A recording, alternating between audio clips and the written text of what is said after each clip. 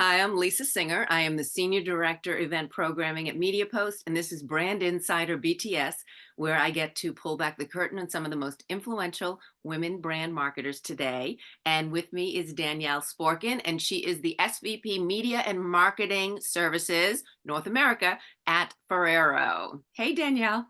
Hi, pleasure to be here. Yeah, no, I'm so excited to have you here. I love the pink, the pop. We don't see a lot of colors lately, so we're Ex- getting into the spring mode. exactly. Yesterday was torrential downpour. Yeah, Today it seems a little sunnier out. So I was feeling spring. I totally agree. So, are you New York? Where are you? New York. You Yeah. are New Well, York. live in New York. Office is based in New Jersey. So tri state area. Got it. So, yeah, no, I'm in New York as well. And there was I really thought there was this tree right to my left here, and I was like waiting for it to come flying in. Yeah, was it was scary. I it mean, was scary, but the storm has passed. It now seems calm and and Danielle all wears is well. pink, so And all I'm wearing pink. perfect. Well, so I know that you're new to Ferrero. So I had seen that, like I've been following you. I follow everyone. I'm a little stalker online. And I noticed that you started your new position in December. I mean, and sorry, in January. And so it's only been 4 months, but that is awesome. So I before we get into not the work, but just that new thing, I want to say congratulations on your new position. So that's exciting. So you must be thrilled. Yes, thank you so much. I started right at the beginning of the year, so it makes it easy to track. 3 months in, start Yeah. of the 4th month. At times it feels like I've been here forever. At times it feels like I'm still brand new, but it is super exciting and what a great way to start the year with a new job. Yeah, no, I think it's perfect. And I also noticed that you had, obviously lots of congrats and everyone wishing you well. But Chief, which I know you're a part of, the women's organization, and they had congratulated you. They sent you flowers and they said you wrote on your LinkedIn, congratulated you for your bold move. So, and when you think of bold, you think of, and well, just even starting a new position. One, it's exciting, it's exhilarating. You're obviously can't wait to dive in. But I'm sure, especially a company like Ferrero, you've been around a bit, and they do some Mhm. good stuff. So it must be a little daunting, or even just there must be some emotions there that are a part of that. So to mix those kind of things, I think that's what bold move is all about, as opposed to, oh, it's just an easy move, you move to another, a great job, which some people might think of it that way, but there's a kind of both sides of it. Talk about that. And in terms of taking the job at Ferrero, but in general, like, how do you combine, how do you work those kind of emotions together to maybe even incentivize you more, or you can face it more? Like, what do you do? I mean, it's a great question. I think you captured the mixed emotions really well. There's so much excitement of starting something new, of getting to learn, getting to grow. I'm coming from a really long agency experience onto Mhm. the brand side, which is definitely a pivot for my career. So there's all that excitement and all the things as you go through the interview process that you can't wait to get started. And then there's also some of that hesitation, that uncertainty, because you're going into something new, you don't know what it's going to be like. And, even might I say the imposter syndrome of, am I good enough? Am Yeah, I, you know, going to be as successful as I have been in the past in this new role? right. So there's definitely those two competing emotions. And, my last two jobs, I was at my last two companies for 5 years and 4 years respectively, which, it is a decent amount of time. Mhm. So you forget what it's like to be a new person, to be coming in and not knowing everybody and not knowing how the organization works. So I have to constantly remind myself it's okay to not know. It's okay to remember you're still 3 months in, you're on this journey. And what I will say has been wonderful all throughout my interview process. There's so much talk about the company culture and how it's so collaborative and welcoming and working together. And I've really experienced that. And that has made the transition much easier. People have been so welcoming to me, helping me get onboarded, doing these immersion sessions so I can learn the ropes quickly, and being open to my outside perspective and learning new ways of doing things. So I feel very grateful to be in this position. And I still have to continue to remind myself like it takes time before I'm going to fully feel comfortable in this new role. Right. Well, and the thing is, I mean, because I'm sure people will look at it and say, someone in your position, it's just like, one, this is an amazing position for you to be in. And this is, and most people would be like, I want, especially someone starting out, I want to be you. But also just when you're starting that new career, so that not new career, but that new spot. And as you said, it's all new people. So that's a whole leaving one family for a new family, new dynamics. So there's a lot of adjustments. So how do you set yourself up for I'm not saying success because obviously everyone you're hoping that, but there's no guarantee there. But how for you personally do you set yourself up to make it go more smoothly? Or like do you jump in full force? Do you sort of step back a bit? Like what do you need to do? What would you recommend someone else doing? Whether you're starting a position in your level or even something, early on, just their new, in a less senior level.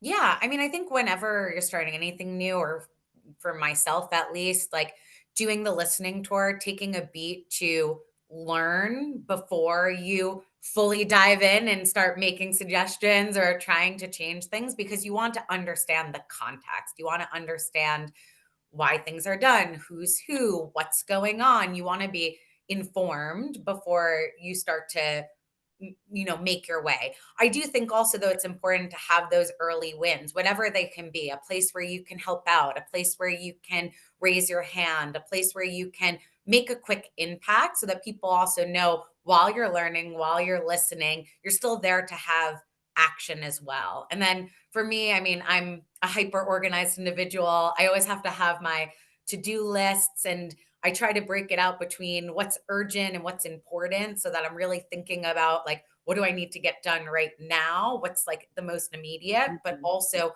what are those long term things that I want to start to put in place, especially for a position like mine? To say, okay, these are the things that as I'm learning and growing, I need to make sure I keep an eye on and I want to get to because they're important for the future development of our organization. Yeah, no, and I think what you're saying is because it's a fine line, because I do think I agree. You can't. Maybe the first instinct might be, I'm going to just wow them. I'm going to jump in and do this, and that's not necessarily the way to go. You're going to ruffle a few feathers, and maybe you're not going to do it right because you haven't taken the time to learn. But at the same point, you don't also want to be that person like, oh, she's just a dud. She's doing nothing, or like. So I think it's navigating that is really smart advice. Exactly. And those quick wins don't have to be revolutionary. It can just be, oh, I see that there's two people with different perspectives and I can bridge that gap. So let me help do that. Or I have some free time because I'm relatively new and this team is really overburdened. So how can I lean in and lend a hand, even if it's not my area of expertise and I'm showing that I'm a team player? So I think it's about coming in. And when I say quick wins, it doesn't have to be monumental changes. It's just Mhm. showing that you're there to learn, but you're also there to do and you're there to support and Yeah. build those quick relationships, because that really is the foundation of anything that you're going to do. The relationships with your colleagues, your cross-functional teams, and how you work together. Yeah, and I think what it all comes down to is offering value. Like you're showing the value you are bringing to the organization, and that will increase as time goes on. And but I think they need to see that right off. So I like what you mentioned right off the top that you had gone from mostly in the agency side, and now here you are on the brand side. So talk about that in the sense that even like when you were first starting out, I like to go back to like when Danielle's graduating college and planning her future, like what were you thinking then?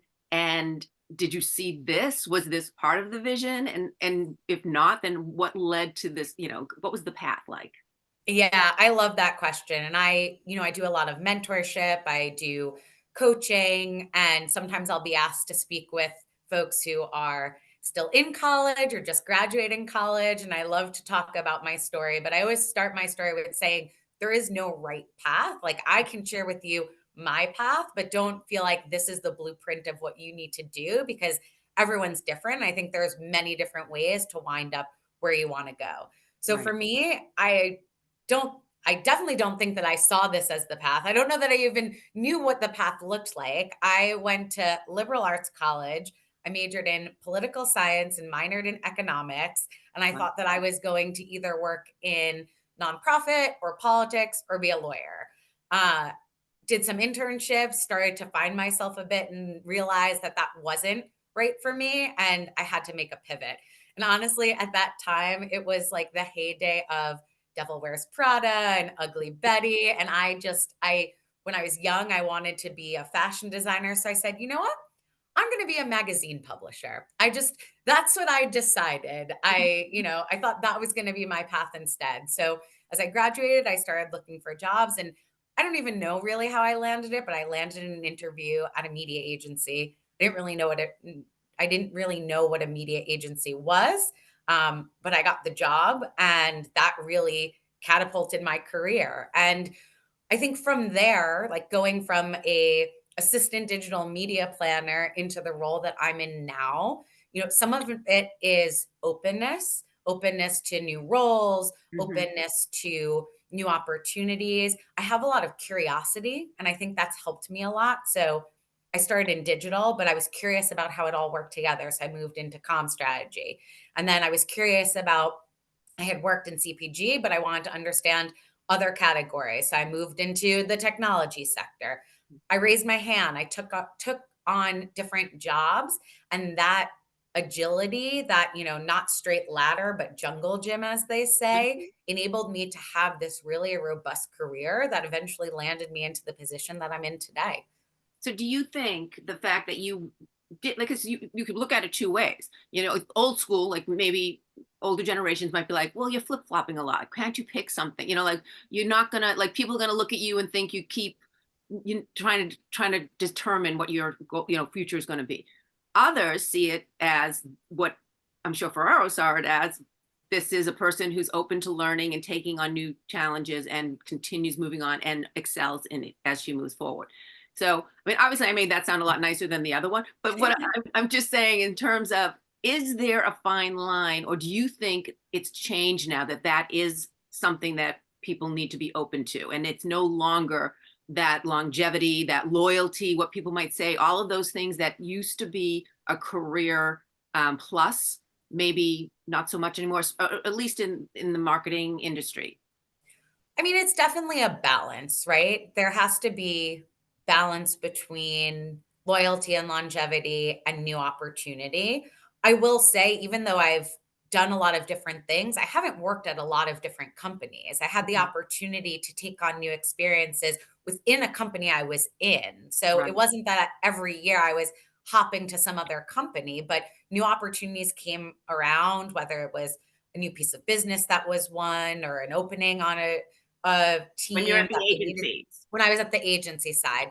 But even at Ferrero, we talk a lot about, people stay for a really long time, but that doesn't mean they're in the same job the whole time. There's the ability to move across different teams, to move across different places around the world. Like, it's finding that way to continue to grow and still being able to do that in a way that's loyal to a company, and Mhm. that has a path. I want to call the difference between, like, just flip-flopping around, as you said, because you're not sure where you want to go, which, by the way, when you're early in your career, I think is also all right. I always tell Yep. people, when they take their first job, that doesn't need to be the career for the rest of their lives. It's okay to try a few things when you're really young and see what works. But as you mature within your career, it's finding those opportunities to grow, but doing so in a way that, like, you understand the direction you're moving in. Yeah. Yeah. No, and I didn't mean to imply that you were a flip flopper. But no, but I do, but I just, even when there's so many, when I'm looking at everyone's LinkedIn and I see, people so senior level, so successful, yet they've been at a number of organizations. They've moved from place to place, and that's a norm in the industry. That's sort of where I do think, it's more similar to my background in journalism, going from different shows to shows because that's just the nature of the business. But I feel like there's, people sometimes want to, like I spoke with someone the other day and she had just been with, at one time she'd been with the same company for like 20 years and then she's since moved on. So I just wonder when someone's just starting out, like say someone's coming out and they're like, I want to be you. And not just focusing on this longevity and moving around. I think we talked about that, but just what kind of, how should they go into it? What kind of that first job, if maybe they're thinking I do want to, maybe it is Ferrero and this is a brand, this is a company I'd love to stay with for a long time. How do you go into that and still be able to charter your course and to be, to get to those next levels and to have those new opportunities? Yeah, I mean, I think it's about that goal setting. It's about having a sense of what you might want to do, understanding where you want to learn. I think there's a lot of benefit in the informational interview, right? You find someone in the organization who maybe works in a different area than you do and sit down with them and learn a bit more about what they do and how they got to where they want to go. So at the end of the day, for me, regardless of level, starting out or very senior in your career, curiosity, open mindedness, those are things that are going to take you very far. Yep, and willing to step up, as you talked about earlier. So I love in your LinkedIn post, you showed Peggy Olson, a photo of her from Mad Men, for those who don't know. And she has a box. So I'm assuming that was her walkout scene when she left her position because she had been working for Don Draper for a long time, and then went on to a different agency. So that was her moving forward. So I love one that you post that, but two, why? Like, what was it about her and how what she represented at that point? And actually, and how is she still representative of, women today in the industry, in the ad industry? Yeah. So the image of her holding the box with the sunglasses, walking down the hallway, it was from either the penultimate or finale of Mad Men. And the funny thing is, I used it on my LinkedIn post when I left my last position, but people who've known me for a long time know that that image has actually been my desktop background since the Mad Men finale because I love that image so much that I actually have had it as my desktop background for years because I just felt like it was the type of thing that when I was opening my computer in the morning and being motivated for the day, just seeing that gave me that sense of I can do anything. So I used it in the LinkedIn post, but I actually have used it as a Sure. piece of inspiration, if you will, for a really long time. And I think it's great, her as one character of like this strong woman, obviously working in advertising. There's lots of other models of strong business leaders, strong women, but it sit very squarely in that ad agency, mentality. It is a great one. And, from the Mad Men days to where we are now, I think we've made a lot of progress from some problematic behavior then to, really making strides.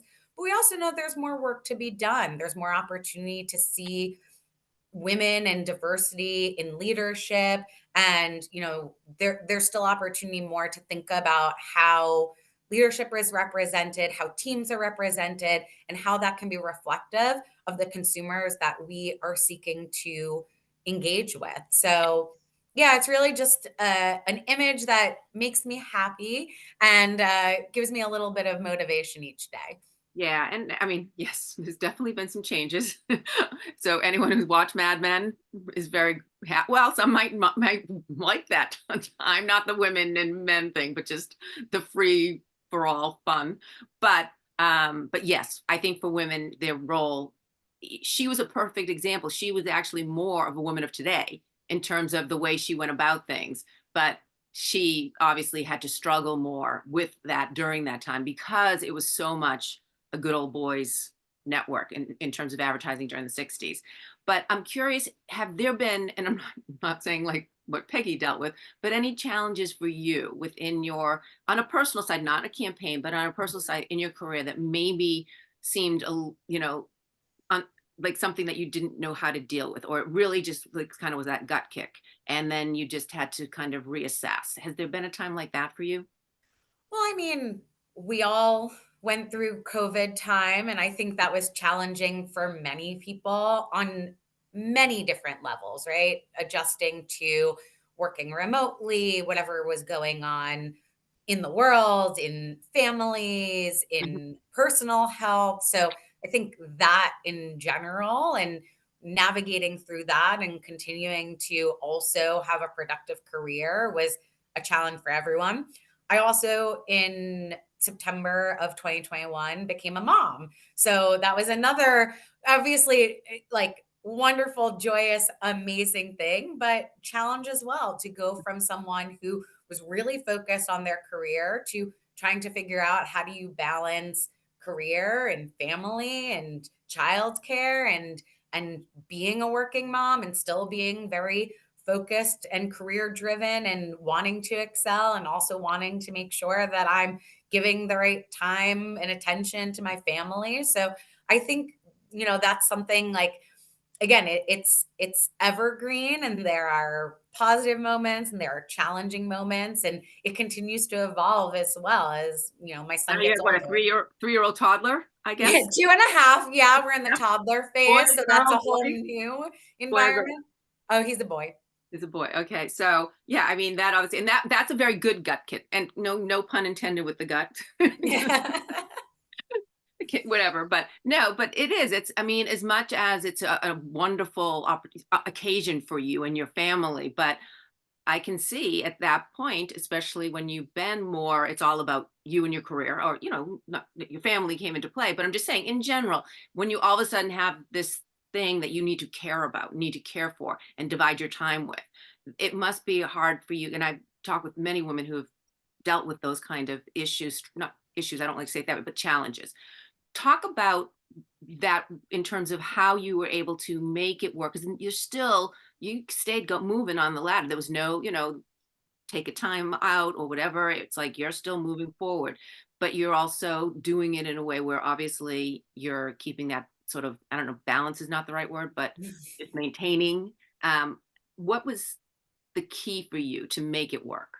Yeah, I mean, I think there's a few things. The first is, I think anyone who's a working parent is always thinking about what does that mean for my childcare options, right?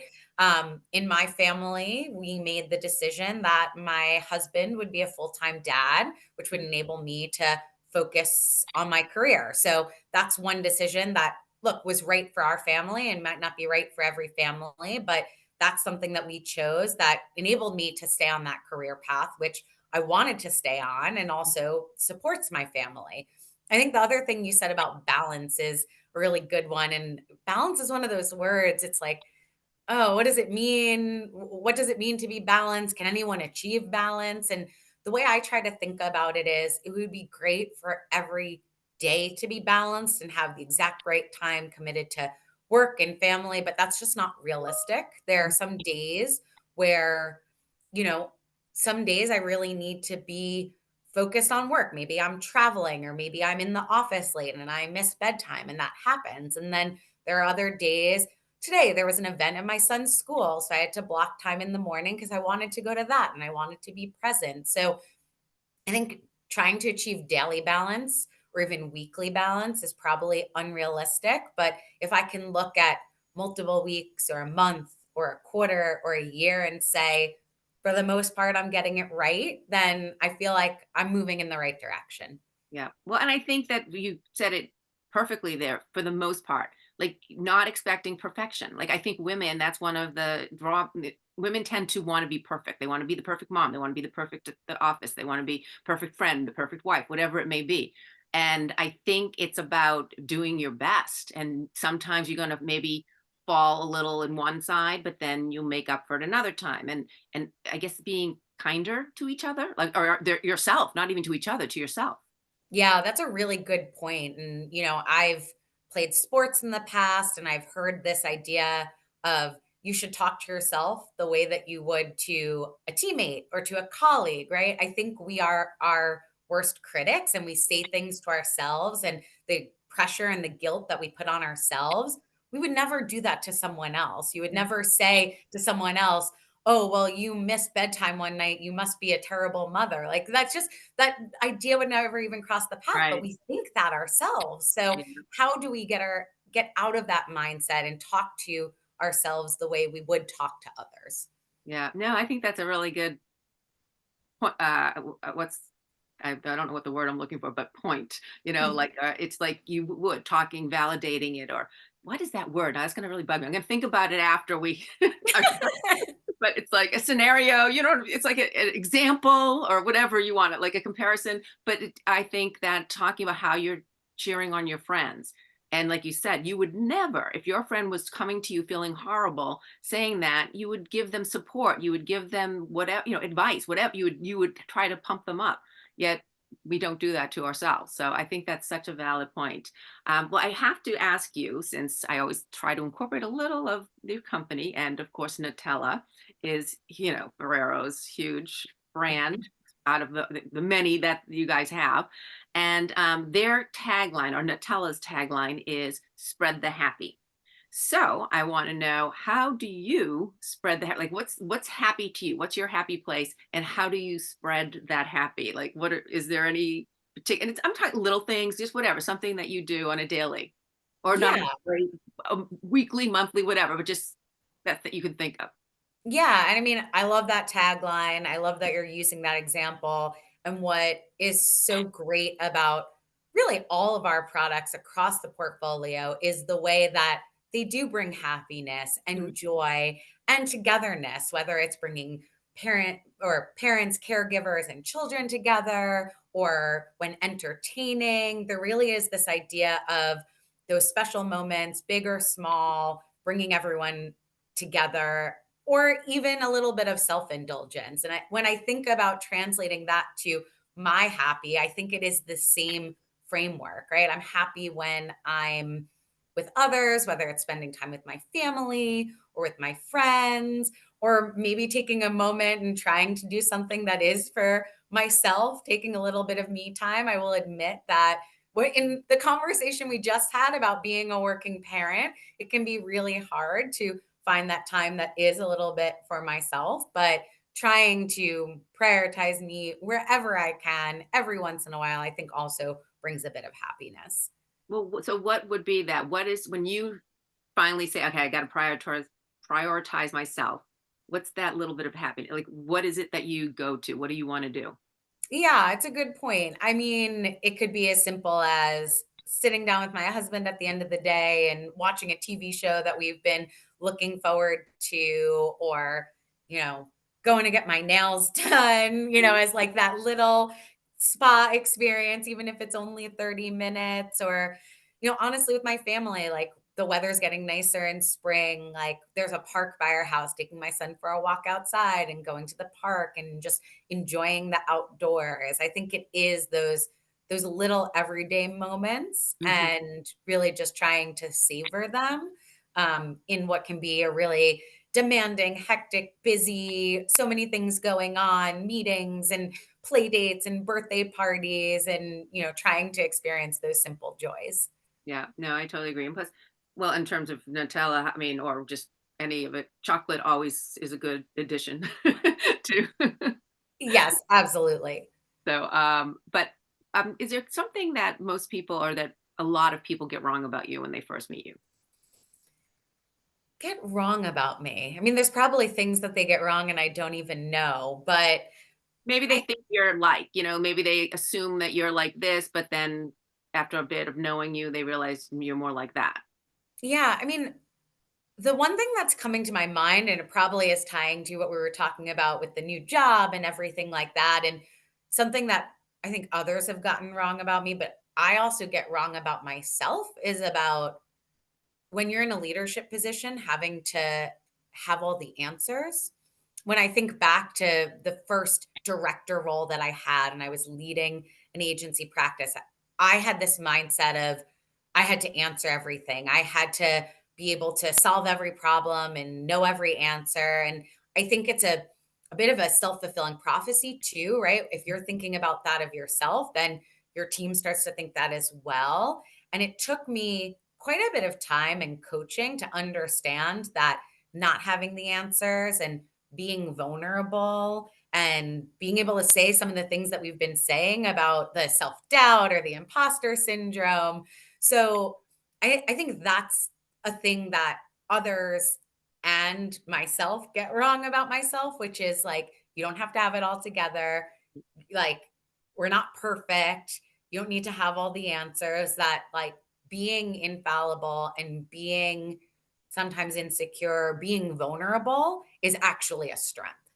Yeah. No, I totally agree. But I think, do you think, who cares what I think, but women um, want to sort of put up that facade a little. And I don't even know if it's intentional. I know I've had, there was one time I ran into this person I hadn't seen forever and was in New York City and just chatted a little bit. And at the time, things weren't great on my end. But I was very honest. Like I wasn't trying to like didn't lie about anything. I didn't try to. And when we were leaving, she was just like, "I'm so glad everything's going so well for you." And I thought about, I'm like, what was she? You know what I mean? So like, I feel like I have this facade, and I think a Mhm. lot of women do, where it's not about even pumping yourself up or lying or anything like that. But I think we want to like we're in control. I think, and Yes. if people think you're in control, then everything's good. So I just do you find that that's maybe what you sometimes deal with, or you just think that in general women tend to have that kind of inclination? Oh, I think absolutely. Like again, women in general, especially for working moms, like you have to have it all together. You have to be, knowing what's going on with the school schedule and the snack and the this and that, but also managing your work calendar and making all your meetings and making all your deadlines. And between all of it, like you don't want to show the cracks. So I think that definitely is a facade that we try to put forward. And some of it I think is intentional because for me at least, I can only speak to my own lived experience.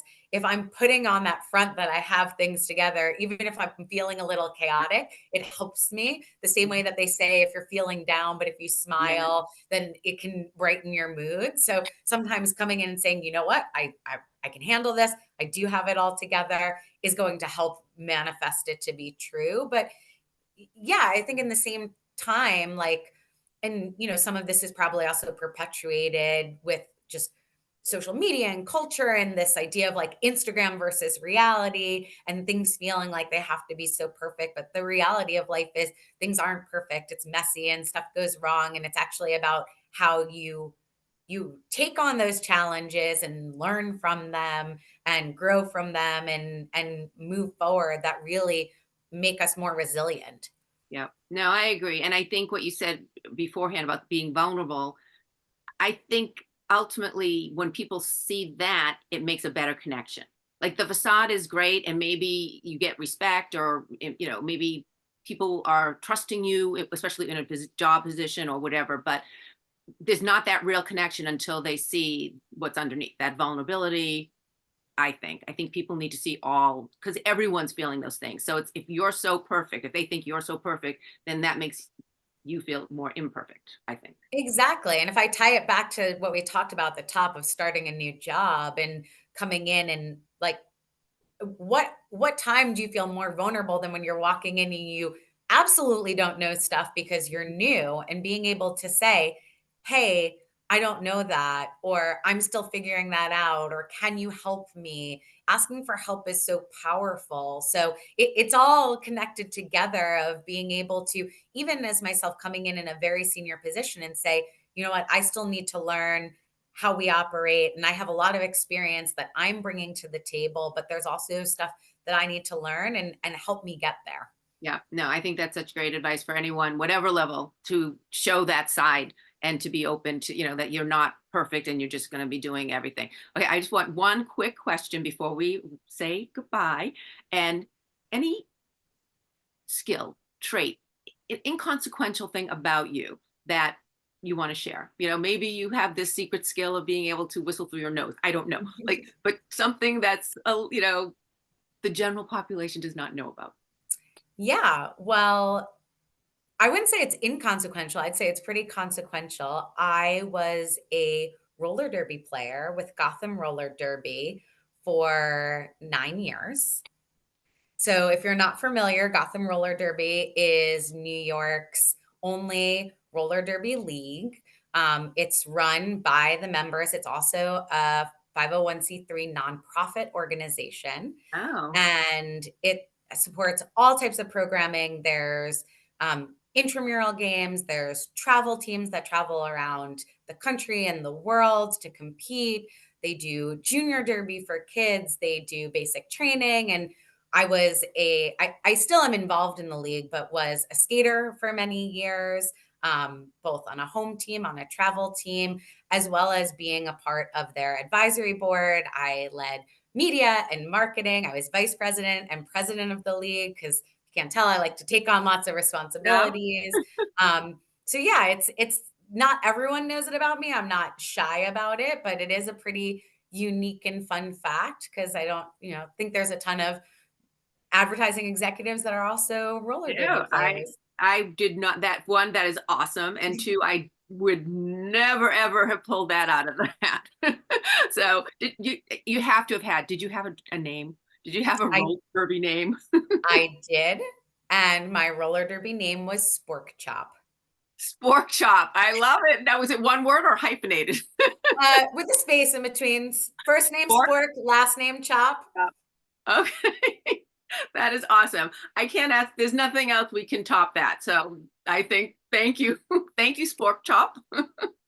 This is No awesome. problem. This was such a pleasure. I really enjoyed talking about all these topics.